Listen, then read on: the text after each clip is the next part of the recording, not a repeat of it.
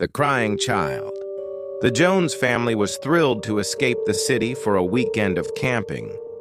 They picked a secluded creekside spot in a dense forest known for its serene beauty. The first day passed peacefully. The kids played in the water while their parents relaxed by the fire, enjoying the isolation. That night, around midnight, the family was awakened by the faint sound of a child crying. It was distant, but heart-wrenching, a soft whimper that echoed through the trees. At first, they thought it was an animal, but as the cries grew louder and more desperate, it became clear it was a child. "Someone's lost," said Robert, the father, grabbing his flashlight. He and his wife, Linda, left the kids in the tent and ventured into the forest. The crying seemed to come from all directions, leading them deeper into the woods. As they stumbled through the undergrowth, the sound abruptly stopped. That's when they realized they were lost. Panic set in as they tried to retrace their steps, but nothing looked familiar. They shouted for help, but the only response was the oppressive silence of the forest. Hours passed before they saw the faint beam of a searchlight.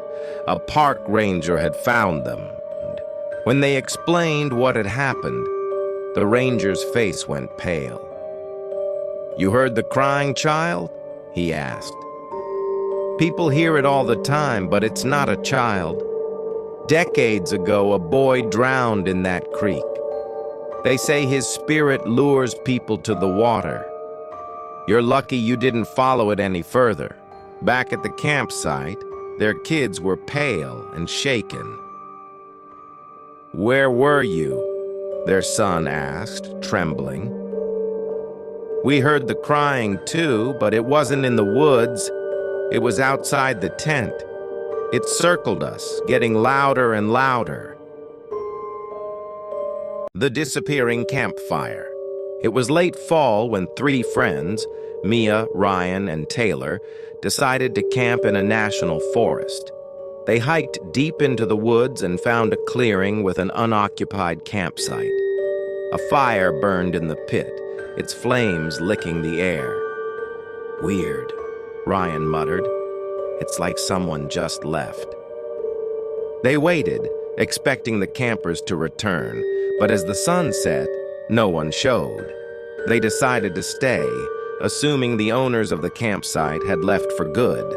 That night, as they sat by their own fire, Mia glanced at the other fire pit and froze.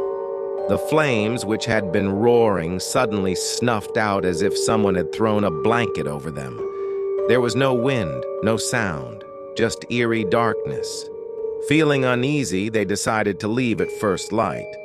But curiosity got the better of Taylor, who approached the other campsite with his flashlight. The fire pit, which had been smoldering earlier, was now ice cold. Stranger still, there were no footprints, no sign anyone had been there. As they hiked back the next morning, they stopped at a ranger station to report the strange event. The ranger looked at them grimly. "You camped on the old mining trail?" he asked. "That spot's haunted. Years ago, a miner lived there alone. When his mine collapsed, he burned his cabin to the ground with himself inside. People say his fire appears to warn others to leave, but those who stay often don't come back." That night, Mia couldn't sleep. She swore she could still smell the acrid scent of smoke clinging to her clothes. The Man in the Window. It was supposed to be an unforgettable trip for four friends, Mark, Julia, Eric, and Laura, hiking the Appalachian Trail. On the third day, a storm rolled in faster than expected, drenching them in freezing rain. Desperate for shelter, they stumbled upon an old, dilapidated cabin hidden among the trees. The cabin looked abandoned for decades. Its wooden walls sagged, and its windows were caked with grime. Despite its state, the group agreed it was better than enduring the storm. They forced the stuck door open and stepped inside. The air was damp and heavy, carrying a faint, sour odor. The furniture was sparse, just a rotting table, a few broken chairs, and a stone fireplace. Above the fireplace hung a single photograph. It depicted a gaunt man with deep-set eyes and a stern, almost angry expression. His piercing stare seemed to follow them as they moved around the room. "Creepy," Laura muttered, averting her gaze. "Relax," Mark said, smirking. "It's just an old picture." He snapped a photo of it with his phone, joking, "Might make a good meme." That night, the storm intensified. Thunder boomed, and rain lashed against the cabin's wooden walls. The group spread their sleeping bags on the floor, uneasy but exhausted. They were just beginning to drift off when Mark heard it, a faint tapping at the window behind him. He froze, unsure if it was the wind or something else. Slowly, he turned his head. Through the grime-covered glass, he could see the faint outline of a face. Mark's breath caught in his throat. The face was pale, almost luminous in the darkness, with hollow eyes that bored into him. It was the man from the photograph. "Guys," Mark whispered, his voice trembling. The others stirred as he pointed toward the window, but by the time they looked, the face was gone. "You're imagining things," Eric said, though he didn't sound convinced. The group tried to settle back down, but the tension in the room was palpable. Minutes felt like hours as they lay in silence, straining to hear anything over the sound of the storm. Then, the tapping returned, this time louder, more insistent. It was coming from every window now surrounding them. Julia screamed as the old rusted doorknob began to rattle violently. "Someone's trying to get in!" she cried. Mark grabbed a flashlight and shone it toward the windows, but there was nothing there, just darkness and the endless rain. The tapping abruptly stopped.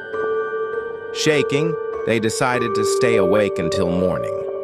As dawn broke, they finally felt brave enough to step outside. The ground around the cabin was soaked, but there were no footprints, no sign anyone had been there. They turned to leave, but Laura froze. "Wait," she said, pointing to the photograph above the fireplace. The others followed her gaze, and their blood ran cold. The man in the photograph was no longer sitting still. He was now outside, standing in the rain, his face pressed against the cabin window, staring at them. In a panic, they fled the cabin and didn't stop running until they reached the main trail. When they finally got back to civilization, Mark checked his phone for the photo he had taken of the man. It wasn't there. Instead, his phone displayed a new picture, one he hadn't taken. It was of the four of them, sleeping on the cabin floor. Behind them, in the shadows, the man stood, his hollow eyes watching over them.